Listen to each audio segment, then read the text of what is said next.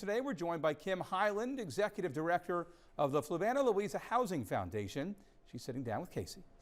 All right, thank you so much, Steve. Thank you, as always, for being here with us. Thank you for having me back again. Yes, we are happy to have you, and we are talking about your recent event in Louisa County and the purpose behind it. What recently happened? So we had a luncheon in Louisa County at Calliope's Orchard on Friday, October 20th, and we were there to share an announcement in our plans for 42 rental housing units in Fluvanna and Louisa counties. Awesome, and this is something that is very exciting. Where will these units be built? So we're going to build 17 of the units in Fluvanna County. We plan on that being mostly for seniors, one-bedroom units. And in Louisa, we're going to build 25 units. And that's going to be a mixture of seniors and what we're calling essential worker housing. Awesome. That is wonderful. Tell us a little bit about why you're building one- and two-bedroom units specifically. Yeah, most of the houses that are being built in developments are 3 and 4 bedrooms. There are very few that are being built for 1 and 2 bedrooms. But we're finding in Fluvanna and Louisa counties in particular, the average household size is less than 3 people. So that's more house than most people need.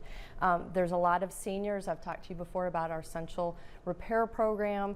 They have too much house. They can't maintain it anymore. They'd love to find something smaller, a 1-bedroom home, but there aren't any units available out in the counties, and they want to stay in their community.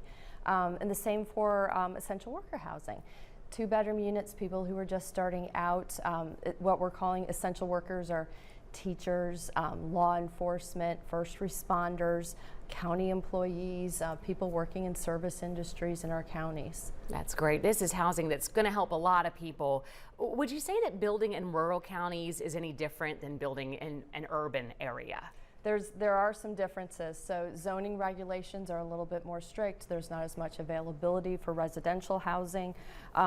In Louisa, we got a little bit lucky. Water and sewer are huge for access. But we do have water and sewer nearby in Louisa. It's still going to cost us about $800,000 to get water and sewer to that community. Yeah. In Fluvanna, we will have to drill wells and develop septic systems. So that is also a big difference. Funding sources are really difficult.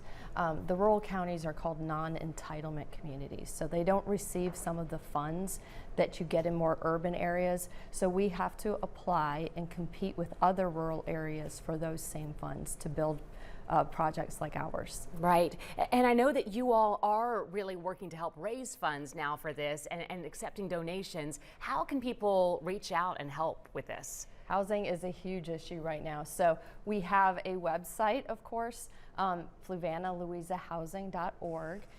We have our main office is in Louisa. We're co-located with the Resource Council, which provides food in the area.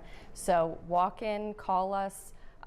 We are working with local businesses who are helping us out. They're donating.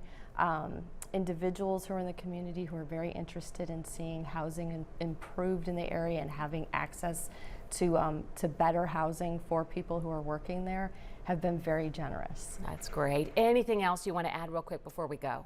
We made about $20,000 in our fundraising last Friday, so we are well on our way. We have a lot further to go, but we are really amazed at our beautiful community and how engaged they are. That's wonderful, and I'm sure that momentum is going to continue. Thank you so much for taking the time to be here today. Thanks for having me again, Yes, Casey. We'll have you back soon. Great. And Steve, back over to you.